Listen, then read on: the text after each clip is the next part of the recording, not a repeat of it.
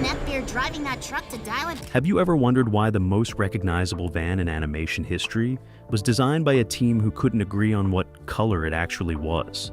What if the Mystery Machine from Scooby-Doo was hiding production secrets so strange that even dedicated animation historians never thought to investigate them? These are 20 weird facts about the Scooby-Doo Mystery Machine that will completely blow your mind.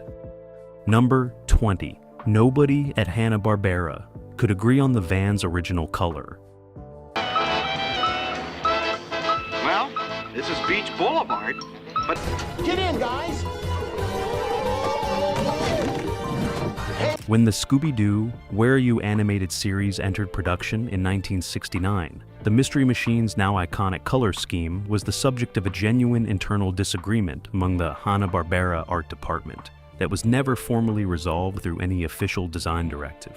Different animation teams working on the pilot episode applied slightly different interpretations of the van's green and blue tonal relationship, depending on which background artist was handling a given scene. The inconsistency was identified during the review process, but the production schedule was too compressed to allow systematic correction before broadcast. Hanna-Barbera's response was pragmatic rather than perfectionist. They allowed the varying interpretations to remain in the finished episode and addressed standardization in subsequent productions through an informal color guide distributed to animation teams rather than a formally approved style document. The result was a van whose color technically varied from scene to scene throughout the earliest episodes, without any viewer at the time registering the inconsistency. Modern animation historians examining the original cell artwork have documented at least 6 distinct color interpretations applied to the Mystery Machine across the first season alone. Number 19. The Mystery Machine was based on 2 different real vans, simultaneously. Doorknobs at school. My mom and dad say they were missing at the Haunted Museum, too.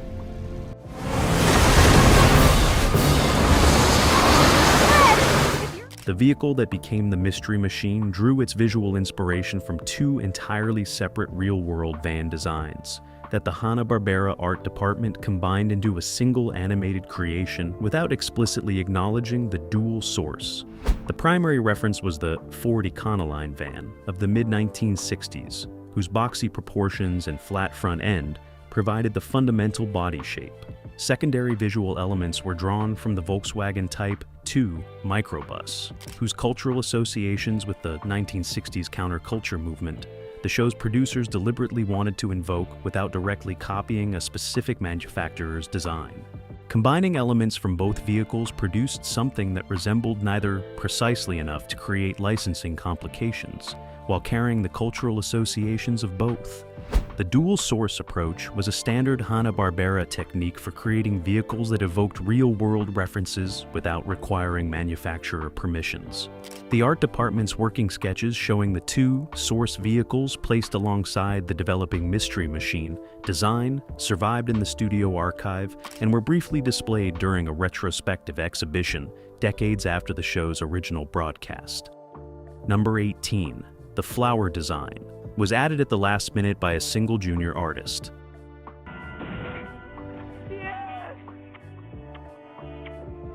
Well, you don't have to look any further. There it is! The distinctive flower and psychedelic pattern decorating the Mystery Machine's exterior, perhaps the single most recognizable design element on the van, was not part of any approved production design document. It was added to the van's exterior during a late pre-production art pass by a junior background artist whose name has never been definitively confirmed in any official Hanna-Barbera production record. The artist was working on finalizing the van's appearance for model sheet distribution to the animation teams, and made an independent decision to incorporate the floral and pattern elements as a reflection of the prevailing 1969 counterculture aesthetic. The addition was noticed by the supervising producer during a routine reviews and was expected to be removed before the model sheet was finalized. Instead, the producer's response after a brief consideration was to retain it. The decision took approximately 45 seconds. No committee reviewed it, no executive approved it. The most iconic decorative element on the most recognizable animated vehicle in television history was added by one uncredited junior artist and kept by one producer in under a minute of consideration. Number 17, the van's interior was deliberately drawn, larger than its exterior.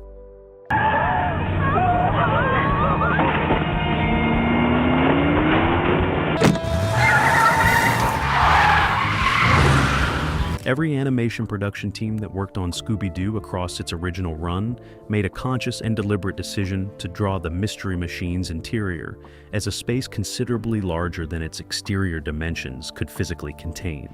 The decision was rooted in practical storytelling rather than dimensional inconsistency. The gang of 5 characters, plus Scooby-Doo, required interior space sufficient for scenes involving movement, interaction, and equipment that the van's exterior scale could not realistically accommodate. Hanna-Barbera's animation. Guidelines of the period prioritized narrative functionality over physical consistency, accepting spatial impossibility as an acceptable cost of maintaining visual storytelling clarity.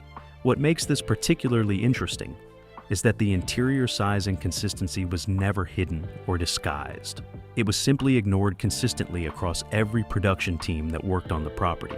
The Mystery Machine's impossible interior became one of animation's most quietly accepted violations of physical reality, maintained through 6 decades of productions without any creative team ever attempting to reconcile the interior and exterior scales into a coherent physical relationship.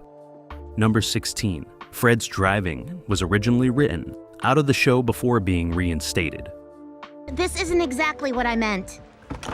Did we just see what I think we saw? Well, what?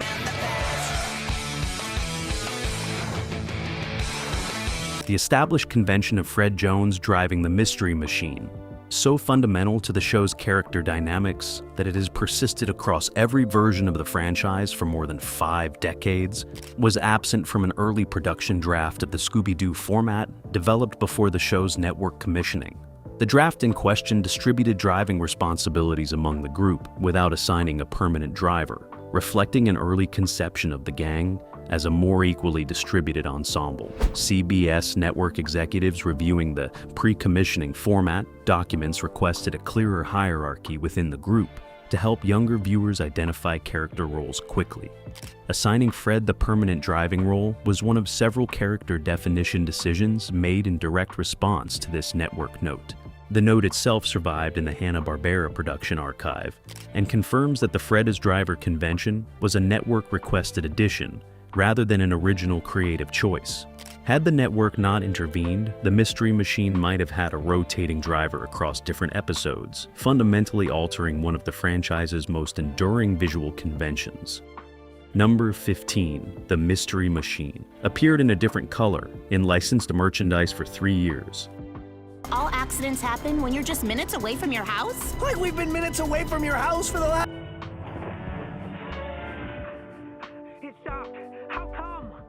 For approximately 3 years, following the original broadcast of Scooby-Doo, Where Are You? Licensed merchandise featuring the Mystery Machine reproduced the van in a color scheme that differed noticeably from what appeared on screen. The discrepancy arose because the licensing division of Hanna-Barbera issued merchandise color specifications based on an early model sheet that predated the final broadcast color decisions. Toy manufacturers, lunchbox producers, and comic book publishers all worked from the same incorrect specification document, producing a generation of Mystery Machine merchandise in colors that no viewer would have recognized as matching the screen version. The error persisted for 3 years because no single party in the licensing chain had both the awareness of the discrepancy and the authority to mandate a correction across all active licensees simultaneously. When the correction was eventually implemented, it required renegotiating color specification clauses in multiple active licensing agreements.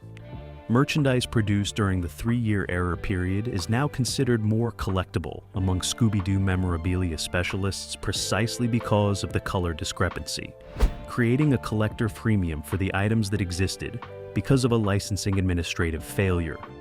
Number 14, A Real Mystery Machine, was built for a promotional tour and involved in a serious accident. Pea soup?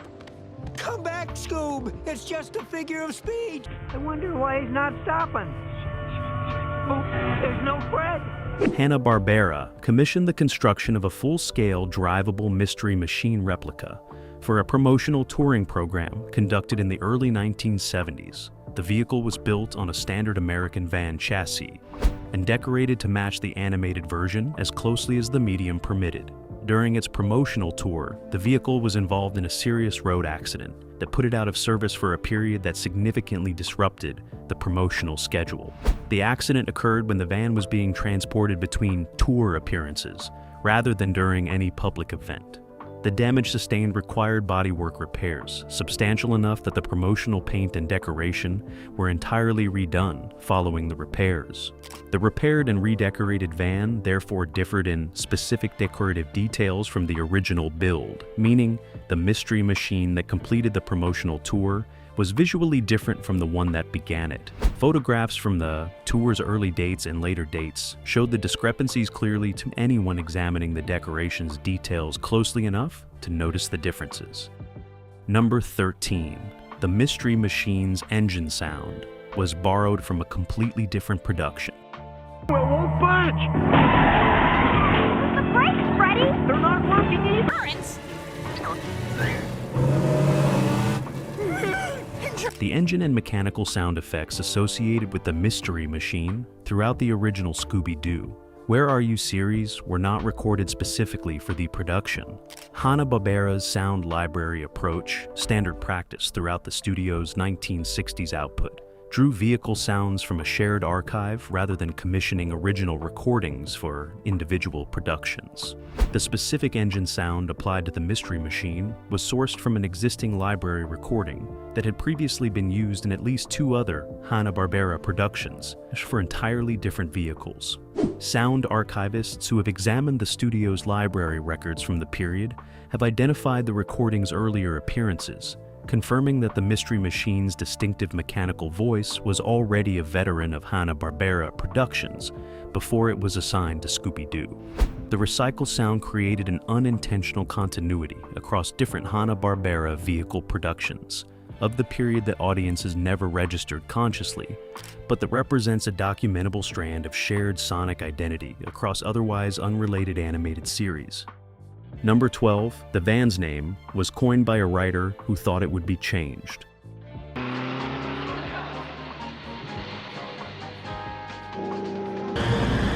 command you to stop.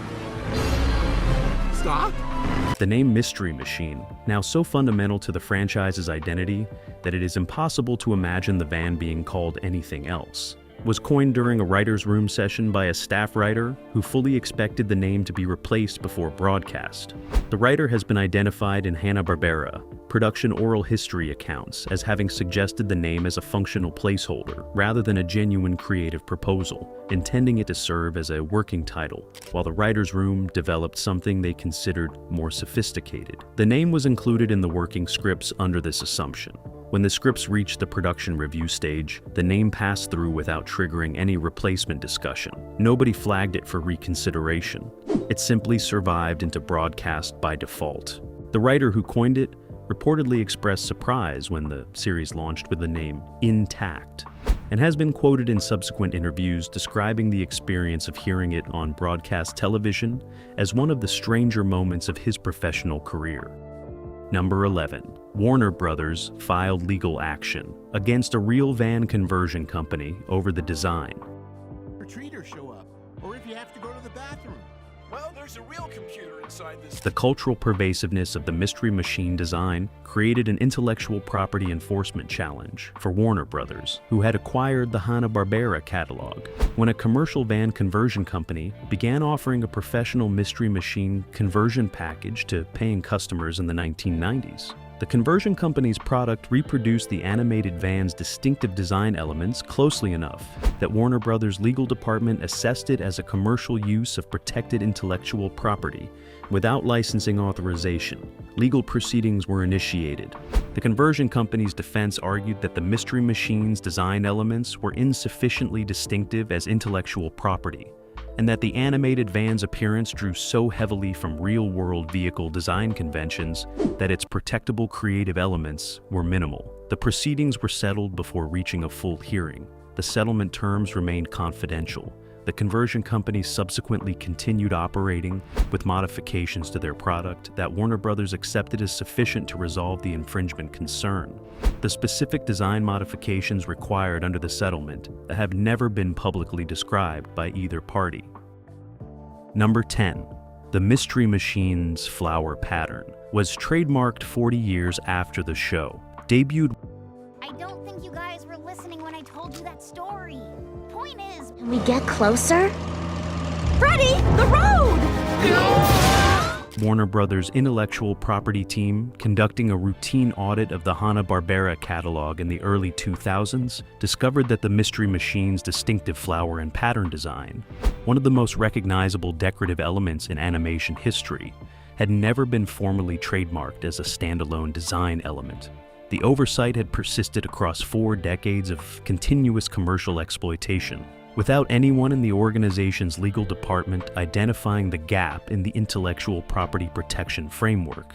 The trademark application process initiated following the audit's discovery required the legal team to construct an unusual historical usage argument demonstrating continuous commercial association between the design and the Scooby-Doo franchise across the unprotected period. The application was successfully registered. The trademark now formally protects design elements that had been commercially exploited without protection for longer than many of the lawyers who filed the application had been alive. Number 9. The Mystery Machine inspired a university academic paper on animated vehicle design. Noise? The Mystery Machine became the subject of a formally published academic analysis in a media studies journal in 2004, when a communications professor at an American university submitted a paper examining the van's design as a case study in how animated vehicles communicate character, psychology, and cultural positioning to young audiences. The paper argued that the Mystery Machine's specific combination of color, pattern, and proportion communicated a distinct 1960s countercultural identity that shaped audience perception of the gang's social positioning more effectively than any dialogue or character description in the scripts. Hanna-Barbera received a courtesy copy of this published paper through Warner Brothers' Academic Relations Office. The paper has been cited in subsequent academic works examining animation design and vehicle iconography. No Hanna-Barbera creative personnel from the original production were still professionally active when the paper was published, meaning nobody responsible for the design ever received direct academic recognition for the work being analyzed. Number 8. The van appeared in a commercial for a product it was never intended to advertise.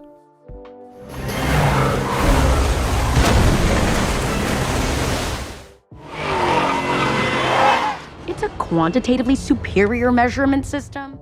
The Mystery Machine appeared in a television commercial in 1973 for a household cleaning product that had no licensing relationship with Hanna-Barbera and had not secured any authorization to use the animated van in their advertising. The commercial used a live-action Mystery Machine replica rather than animation, apparently operating under the assumption that reproducing the design in a different medium exempted the use from licensing requirements.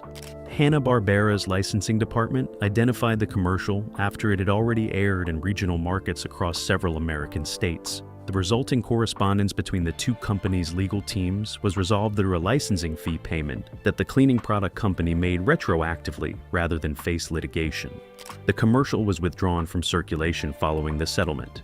No copies of it were preserved in Hanna-Barbera's archive, making it one of the more tantalizing missing pieces of Mystery Machine commercial history. Number 7. Animators used the Mystery Machine to hide continuity errors in background sequences.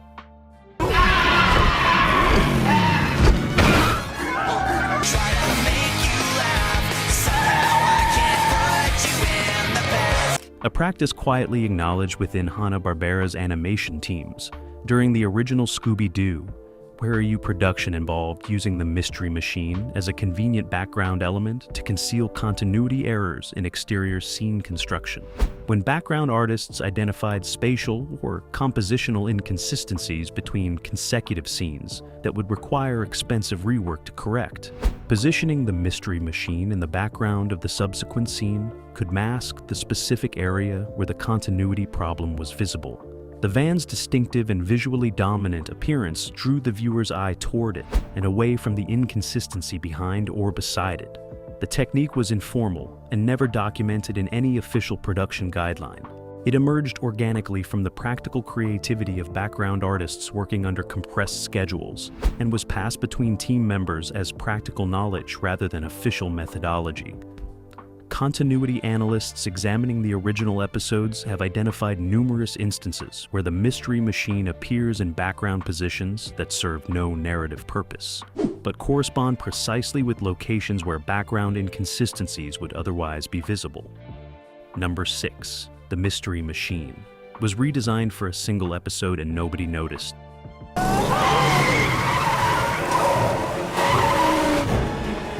During Scooby-Doo, Where Are You's second season, a background art team working under a different supervising artist than the series standard produced one complete episode in which the Mystery Machine's proportions, window configuration, and decorative pattern arrangement all differed measurably from the established model sheet. The deviation was not intentional. The supervising artist had been working from a reference document that predated the final approved model sheet and had not been updated with the corrections made during the first season. The episode was reviewed and approved for broadcast without anyone identifying the discrepancy. It aired nationally without viewer complaint. When the error was eventually identified internally during a model sheet audit conducted before third season production, the review team noted that the episode had completed its broadcast run without generating a single piece of viewer correspondence about the van's altered appearance. The finding was cited internally as evidence of how little audiences consciously registered specific design consistency in animated vehicle appearances. Number 5. A Mystery Machine replica was seized by authorities at an American border crossing.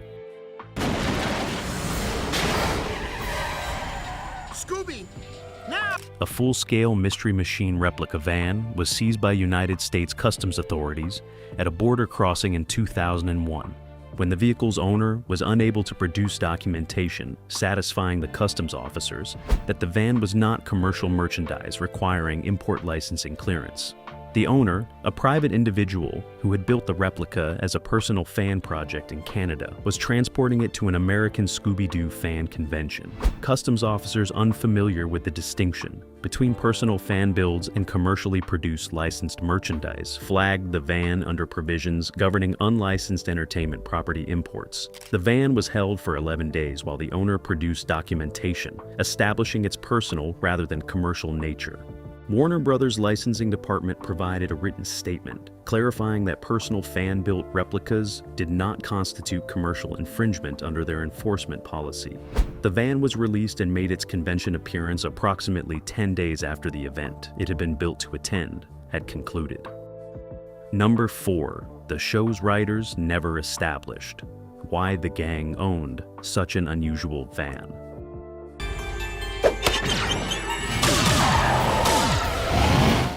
Across the entire original run of Scooby-Doo, Where Are You, and throughout the numerous subsequent series that followed, no episode, special, or canonical production ever established a narrative explanation for how a group of teenagers came to own and operate the Mystery Machine. The van's existence and the gang's possession of it was simply presented as an established fact requiring no explanation from the very first scene of the very first episode.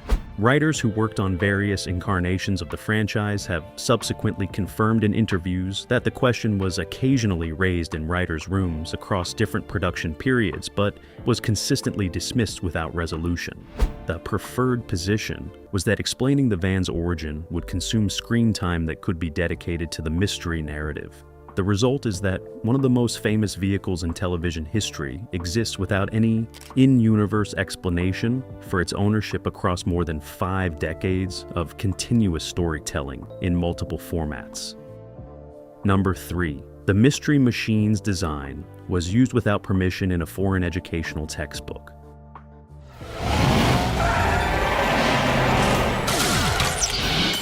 An educational textbook published in a South American country in 1978 used an illustration bearing a close resemblance to the Mystery Machine in a chapter on road safety aimed at primary school children.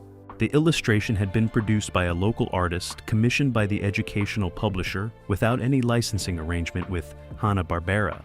The textbook was distributed across the national school system before the similarity was identified through a routine international licensing scan conducted by Hanna-Barbera's distribution partners in the region. The enforcement challenge was considerable. Pursuing a foreign educational publisher for unlicensed use of an animated van design in a child safety textbook carried significant public relations complications that Hanna-Barbera's legal team acknowledged in their internal assessment. A quiet resolution was reached through the regional distribution partner without formal legal proceedings. The textbook was subsequently reprinted with a modified vertical illustration. The original printing remained in school libraries across the country for years before being gradually replaced. Number 2. The Mystery Machine has appeared in more productions than any other animated vehicle in history. Your next turn is 5 miles ahead. Watch out for the dips in the road, not including the one. The Mystery Machine holds an undocumented but traceable record as the single animated vehicle to have appeared across the greatest number of separately produced animated and live-action productions in entertainment history. From its 1969 debut through theatrical films, direct-to-video productions, television specials, rebooted series, crossover appearances, and live-action adaptations, the van has maintained a continuous screen presence across more than 5 decades without any production gap longer than 3 years. Entertainment historians who have compiled comprehensive appearance records estimate the total number of separate productions featuring the Mystery Machine exceeds 150 individual titles. No other animated vehicle from any competing franchise approaches this figure through continuous use of a single design rather than periodic complete redesigns. The van has outlasted every other element of the 1969 original production in continuous active use, making it arguably more enduring than any character, voice, writer, or creative executive associated with the franchise across its entire existence. Number 1. The original hand-painted Mystery Machine, Ishel artwork, sold for a price that shocked the animation world.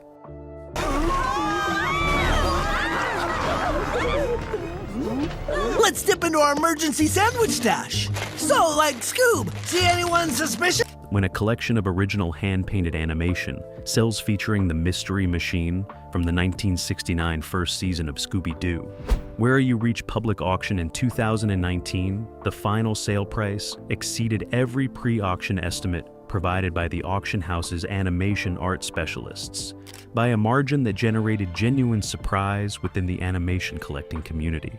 The seals had been preserved in private ownership since leaving the Hanna-Barbera studio following the original production, passing through 2 intermediate collectors before reaching the auction. Their condition was remarkable given their age, retaining the original paint layers, in a state that the auction house's conservation consultant described as among the best preserved examples of Hanna-Barbera 1969 production art in any collection. The price achieved established a new benchmark for Scooby-Doo animation art at auction and prompted immediate reassessment of similar material held by other private collectors. A van that began as a junior artist's uncredited last-minute decoration decision, retained by a producer in 45 seconds, had become one of the most commercially valuable pieces of animated vehicle art ever sold. And there you have it, 20 genuinely extraordinary secrets buried inside the most beloved van in animation history. The Mystery Machine was never simply a cartoon vehicle. It was an accidental masterpiece created by an uncredited artist, retained in 45 seconds, and kept alive for over 5 decades by generations of fans who never needed to know its origin to love it completely. Share this with every Scooby-Doo devotee you know.